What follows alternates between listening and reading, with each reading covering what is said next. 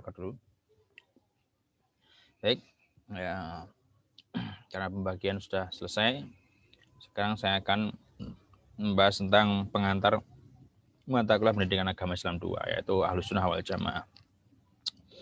Yang perlu kita pahami bersama bahwa Kanjeng Nabi sudah bersabda nanti suatu saat ya ke depan, ada yang masuk lagi nih.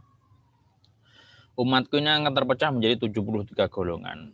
Ya, karena Kanjeng Nabi itu ya sudah wusul ilallah, artinya sudah sakanatnya, kemudian fi'liyahnya semua sudah terpaut kepada Allah, berarti ya insya Allah apa yang dikatakan Kanjeng Nabi itu mesti benar ya gitu. Baik. Nah, tapi Kanjeng Nabi juga pernah berkata pada waktu Isra Mi'raj itu ya. Isra Mi'raj itu Kanjeng Nabi pernah bertemu dengan Nabi Musa. Kanjeng Nabi begini. Pas waktu ditanya dialog dengan Nabi Musa itu, Kanjeng Nabi bilang bahwasanya umatku ya, ulama umati ya. Ulama di umatku nanti akan khairum minal anbiya Bani Israel. Jadi ulama umati ya, khairum minal anbiya Bani Israel. Kalau tidak salah seperti itu. Jadi umatnya Kanjeng Nabi Muhammad ini punya ulama. Nah, ulamanya umatnya Kanjeng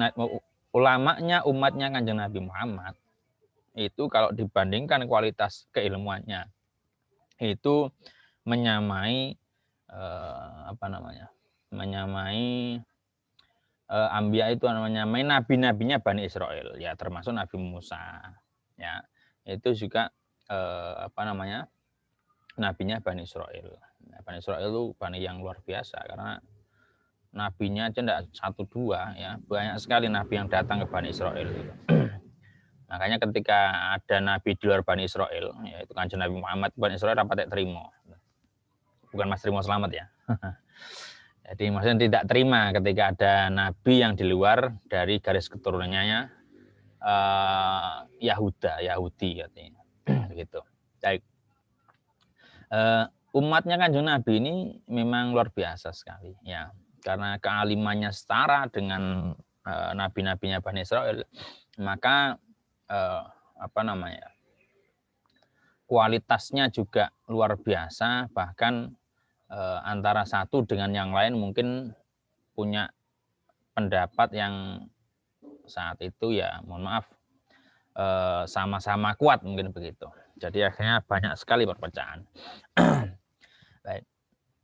Kemudian saya ingin Ahlus Sunnah wal Jamaah ini diderivasikan dari makna lughahnya.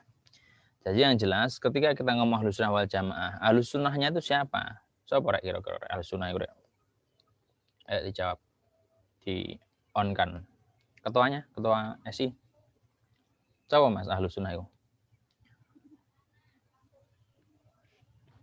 Coba Pak Trimo. Yang ahli sunnah itu Pak. Ahli sunnah itu siapa kira-kira? Umat Kanjeng Nabi yang mengikuti ajaran Nabi, yang mengikuti sunnah Rasul. Oh ya. Itu, Okay. Terima kasih. Ada yang lain kira-kira? Enggak apa-apa, ini sambilan aja biar enggak satu arah, dua arah. Engkau. Siapa kira-kira? Ahlus Sunnah. Hah? Kok keruak gitu kasihan. Oh, dinyalakan anunya, speakernya boleh dinyalakan, terus ngomong, videonya juga dinyalakan. Silakan nyalakan semuanya videonya, biar saya juga tahu. Video tolong di on kan, yang off saya anggap nggak ngikuti ya. On, tolong di on kan, Mas sudah Jamilatul Husna, Nurul Komaria, Rafli, Rizky Bayu, Wiji, Mbak Wiji. Siapa kira-kira? Ahlus Sunnah itu siapa? Kan ada dua terminologi nih, ada Ahlus Sunnah, ada Wal Jamaah. Ahlus Sunnah itu siapa kira-kira? Menurut kamu enggak apa-apa, enggak harus bener kok. Salah enggak apa-apa, buka dosa ini. Siapa, Rek? Siapa, Rek? Ahlus Sunnah itu siapa?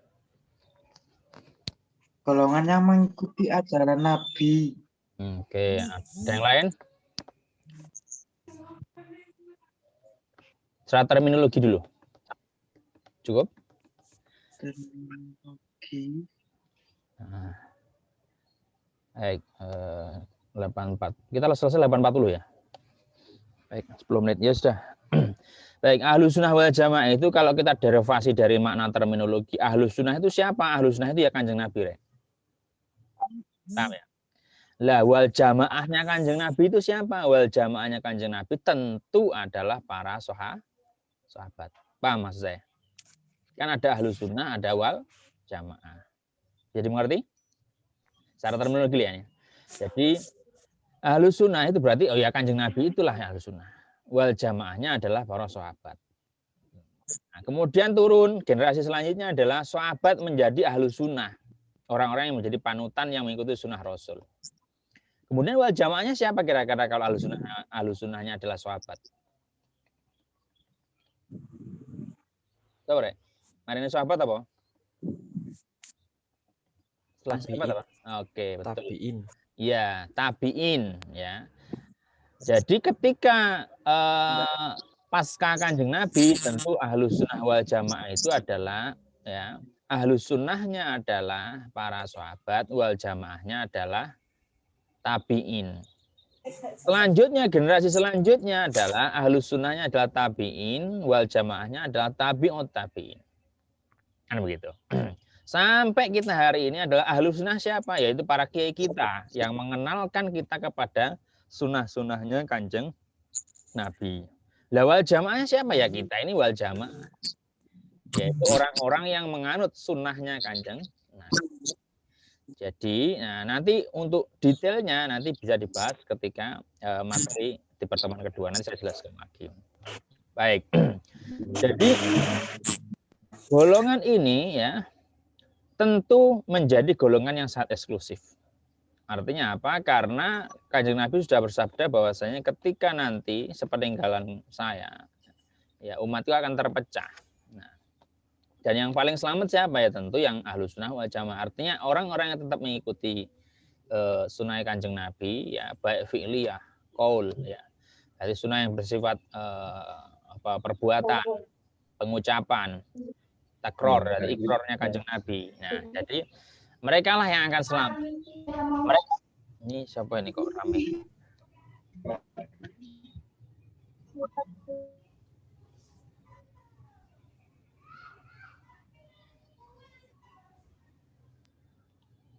Ya. Baik. Jadi gitu ya. Terus kemudian ya karena umatnya ini sangat luar biasa. Umatnya Kanjeng Nabi itu ya saya pikir luar biasanya apa? Karena ya tadi Kanjeng Nabi menghentikan bahwasanya umatku ini setara atau selevel dengan Ambiya Bani Israel, dengan para nabinya Bani Israel. Akhirnya apa? Tentu idealisme itu menjadi muncul ketika umatnya Kanjeng Nabi itu ya cerdas-cerdas gitu ya. Nah, cerdas-cerdas, ya, hujahnya juga luar biasa. Nah, dari hal-hal seperti itulah ya, kemudian terpengaruh oleh beberapa faktor selain faktor ekonomi dan faktor kekuasaan ya. Mohon maaf ya. Pasca sepeninggalannya Kanjeng Nabi, ini tak beritahu sedikit ya, pengantar sedikit.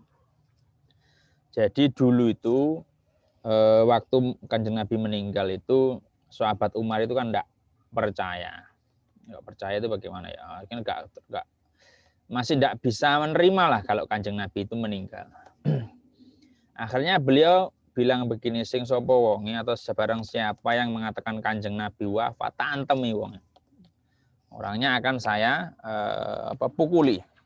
Dan betul ternyata sing sapa wonge Kanjeng Nabi meninggal, antemi Mbak Umar. Sampai kalau wakilah dalam cerita itu sampai tangannya itu sampai bengkak. Goro-goro ngantemi wong sing mengatakan Kanjeng Nabi meninggal. Terus kemudian ya, karena tentu Kanjeng Nabi sahabatnya tidak hanya Umar saja, tapi ada juga sahabat Abu Bakar. Abu Bakar ini juga sahabat yang sangat luar biasa. Tidak tahu saya pernah bercerita atau belum. Sahabat Abu Bakar sahabat yang sangat disegani, ya, karena beliau juga pemoros sepah itu apa? Mertua dari Kanjeng Nabi. Sahabat Abu Bakar juga salah satu sahabat yang ahli takwil ya. Selain disegani, beliau ahli takwil. Bahkan yang mensahadahkan atau wisuda penakwilannya, takwil itu apa? Apa rek bahasa Indonesianya takwil apa? Ngeramas apa? Mendeskripsikan sebuah mimpi itu apa namanya? Apa rek takwil itu? Bahasa Indonesianya apa? Menafsirkan. Nafsirkan. Iya, selamat. Jadi Kanjeng Nabi pernah bermimpi begini. Abu Bakar, saya itu ya mimpi itu naik tangga 3. Setelah itu kok kamu nyusul? Maknanya apa Abu Bakar? Itu Nabi sendiri yang tanya. Terus kemudian dijawab oleh Abu Bakar, ya Nabi saya itu enggak tahu apa-apa. Yang tahu itu jenengan ya dengan Gusti Allah yang tahu. Saya enggak tahu apa-apa. Wes enggak apa-apa. Menurutmu apa menurutmu gitu. Menurutmu mimpi saya itu apa? Ya. Ngapunten Kanjeng Nabi, mohon maaf kalau salah nanti ya tolong dibetulkan. Terus enggak apa-apa, ini perintah saya. Apa kira-kira menurut kamu apa itu? Terus kemudian akhirnya dengan memberanikan diri ya, mohon maaf Kanjeng Nabi kalau salah, ya enggak apa-apa. Apa kira-kira? Panjenengan naik tangga 3 itu maksudnya adalah jenengan pulang dulu apa ya? Enggak wafat. Rojiun ila rafiqil a'la. Jadi gitu ada. Kembali ke pangkuan Tuhan yang Maha Esa. Jadi Kanjeng Nabi ya sudah wafat lah. Kanjeng Nabi wafat. Terus kemudian 3 tangga itu maksudnya adalah tahun ketiga pasca Nabi wafat itu adalah saya yang menyusul. Oh begitu ya. Akhirnya begitu. Ini kok Mas Timo sampai kok keluar ya. Baik. Setelah itu betul ya, ternyata pasca wafatnya Kanjeng Nabi 3 tahun setelah itu sahabat Abu Bakar wafat. Nah, pas waktu wafatnya Kanjeng Nabi ini ada yang unik ya tadi Umar ngamuk-ngamuk. Nah, karena sahabat Abu Bakar ini terkenal memang sudah berwibawa dan Kanjeng Nabi pernah juga meminta sahabat Abu Bakar sebagai imam ya. Kemudian sahabat Abu Bakar itu mendamaikan kondisi situasi pada waktu itu. Ya, Umar ngamuk-ngamuk, Abu Bakar datang ya karena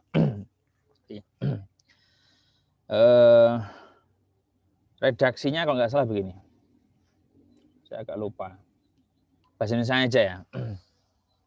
Ya Nabi, panjenengan itu terlihat sempurna, terlihat ganteng, baik masih hidup maupun sudah meninggal.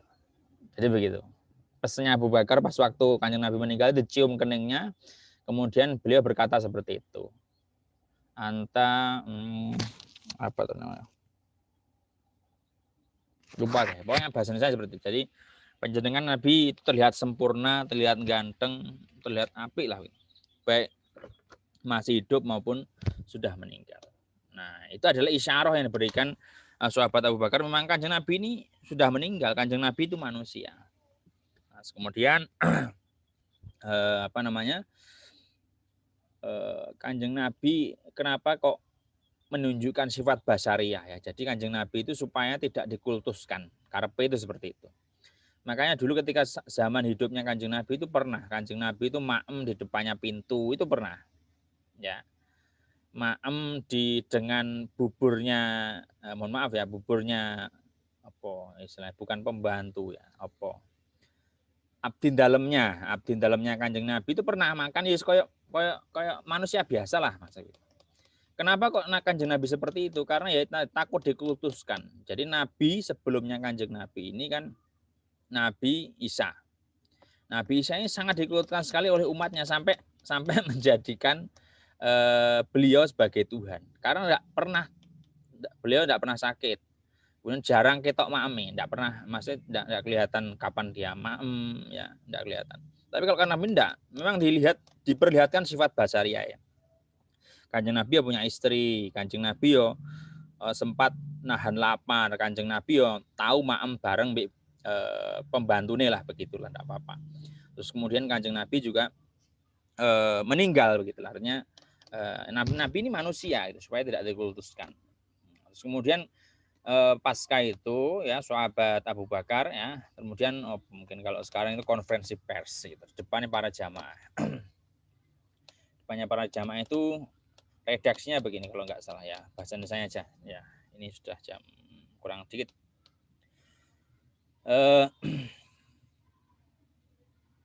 Barang siapa ya yang percaya kepada Allah, innallaha layamut kalau nggak salah itu, bahwa Gusti Allah ini tidak pernah mati.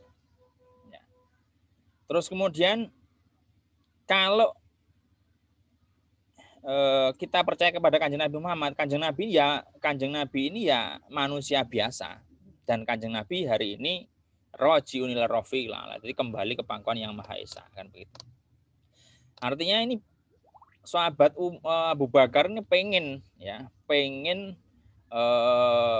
memberitahukan kepada semuanya, kepada umatnya, kepada sahabat-sahabatnya, bahwasanya ya Kanjeng Nabi itu ya Nabi, memang makhluk terbaik, tapi Kanjeng Nabi ini manusia gitu loh, podo kita gitu loh, ya masih manusia gitu loh. Jadi ya maem, ya luwe, ya kalau memang sudah waktunya pulang ya pulang gitu, maksudnya ya mati begitu, ya wafat. Akhirnya ini ditafsirkan secara sepihak oleh, mohon maaf ya, nanti dijelaskan, Syiah. Ya. Syiah dalam maknai kaulnya sahabat Abu Bakar ini berbeda. Ya, ini jadi perspektifnya Syiah. Ya. Perspektifnya Syiah dalam mentafsiri kaulnya. Nah ini salah satu firqah ya, firqah dari Ahlus Sunnah wal Jamaah, firqah dari umatnya Kanjeng Nabi, salah satunya Syiah. Ya. Syiah dalam mentafsiri kaulnya sahabat Abu Bakar ini juga berbeda. Dia menafsiri begini, loh itu loh, belum yang namanya Abu Bakar, ya, yang namanya Abu Bakar itu sudah ngomong sembarangan. Ya. Jadi tafsirannya mereka itu Abu Bakar itu nyuding Kanjeng Nabi, mendudik apa? Menunjuk kilo Nabi, kilo Muhammad, wis mati. Nah, dia bilangnya begitu. Itu tafsirannya Syiah ketika menafsirkan kaulnya sahabat Abu Bakar. Padahal maksudnya tidak seperti itu. Maksudnya sahabat Abu Bakar pengen menjelaskan bahwasanya ini loh, Kanjeng Nabi memang ya sifat basyariahnya ada, ya Kanjeng Nabi itu manusia kan begitu. Ya kalau waktunya meninggal ya meninggal. Maksudnya Abu Bakar begitu, dan meredam gejolak yang ada di masyarakat pada waktu itu. Itu salah satu penafsiran Syiah. Syiah itu seperti apa? Nah, nanti silahkan dijelaskan, dan akan saya jelaskan nanti ke depan ketika kita sudah pembahasan itu. Jadi karena memang sahabat-sahabat sangat cerdas sekali, ya itulah sudah mulai timbul friksi-friksi semenjak peninggalannya Kanjeng Nabi. Nah, detailnya bagaimana? Ya nanti akan kita bahas di pertemuan selanjutnya. Gitu ya. Sudah 8.42. Silahkan kalau mau ada pertanyaan, monggo. Ya, tapi ini masih bersifat general saja ya. Jadi untuk detailnya aswaja itu bagaimana, seperti apa ya, detail terminologinya nanti saya akan bahas, saya jelaskan di minggu depan. Setelah teman kalian presentasi. Baik, ada pertanyaan? Silahkan dinyalakan kalau ada. Setelah ini kalian ada mata kuliah lagi enggak? Ada Pak. Oh ya sudah. Baik, terima kasih ya. Baik, terima kasih sampai sekian ya. Tolong untuk minggu depan dipersiapkan ya, yang presentasi betul-betul dipersiapkan dengan baik. Semoga apa yang kita pelajari ini bermanfaat ya, pengantar dari saya ya. Dan semoga barokahnya kita hari ini niat untuk tholabul ilmi ya, semoga tetap dijaga oleh Allah kesehatan kita ya, keluarga kita, dan Indonesia kita tercipta. Al-Fatihah.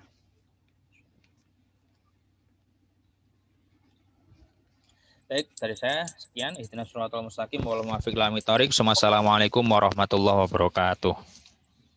Waalaikumsalam. Waalaikumsalam warahmatullahi wabarakatuh.